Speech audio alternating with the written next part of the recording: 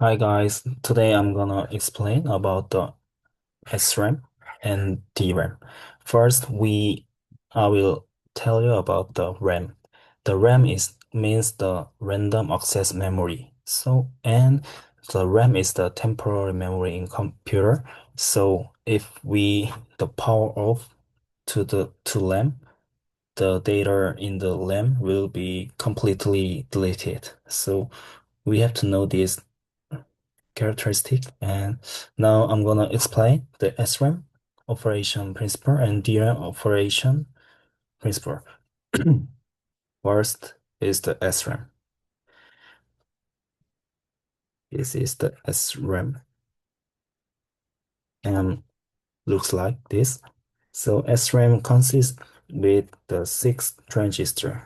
One, two, three, four, five, six. So we can call the SRAM is the 61 cell structure. And these two transistor is the pass gate,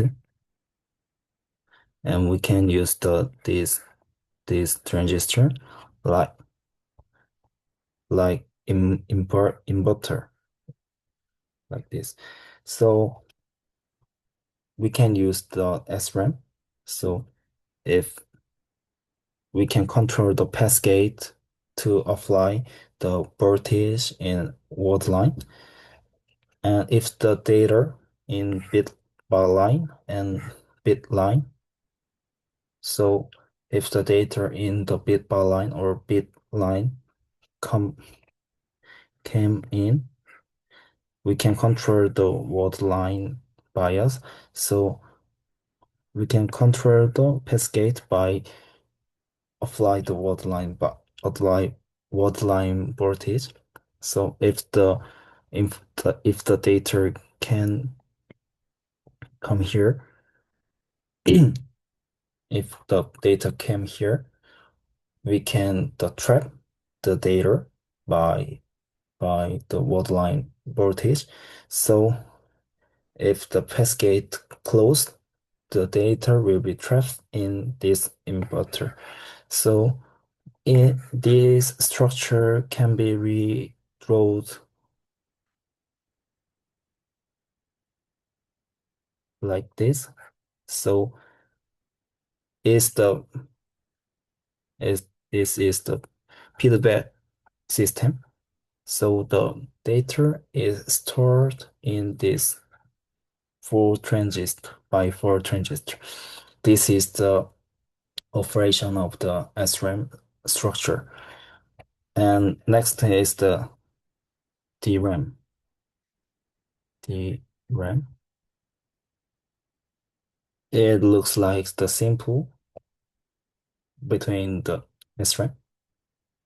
So the DRAM is the using the capacitor. So we can this structure is the 1T 1C structure. This is the simple structure. So we can make the more DRAM, more than SRAM.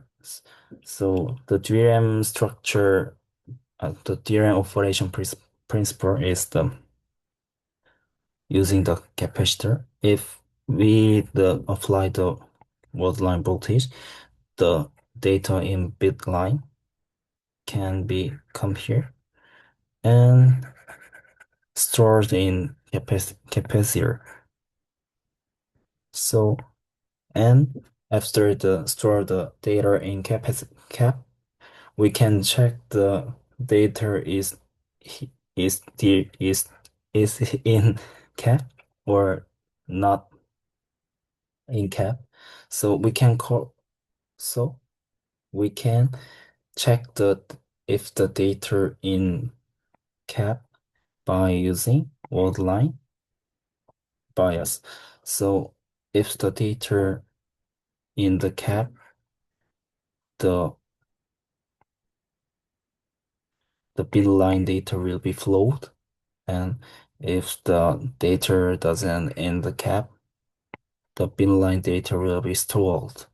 So we have to, in DRAM, we have to refresh to check the data in the cap. So in DRAM cap, we have the trade-off situation.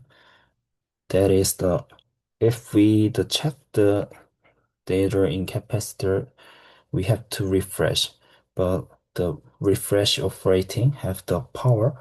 So if the cap storage is small, we have to refresh often, and uh, its outcome is the more using more power. So we have to make the cap larger. But if the cap larger is we it also using the more power to store the data. And we must to refresh the data. We must to refresh the capacitor before it lose the data. But if we refresh too often to maintain the data, the power will be we need the power more. So to so we have to refresh the less often. But so we need to make the capacitor larger, bigger. And now I'm gonna tell you about the characteristic about the SRAM and DRAM. The SRAM is I already said it, SRAM is the 61C structure, a 60 structure. So it consists with two cascade and two inverters. So its operation speed is very, very fast. But it SRAM is the volatile memory. So if we use the SRAM, we must apply the power. If there's no power, SRAM do not operate. And the DRAM is the more important than SRAM, in my opinion. So the DRAM is consists with the one transistor and one capacitor. So we can call the DRAM is the 1C, 1T structure.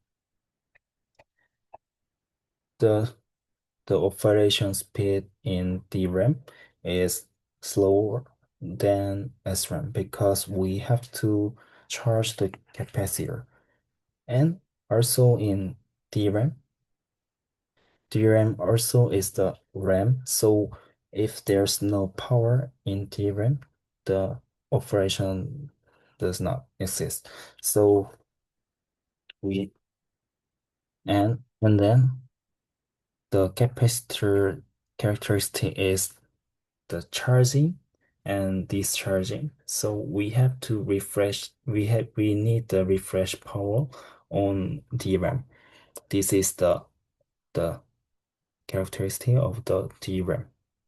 And now I think I tell you about all of things about SRAM and DRAM. So today I'm gonna finish and see you later. Thank you.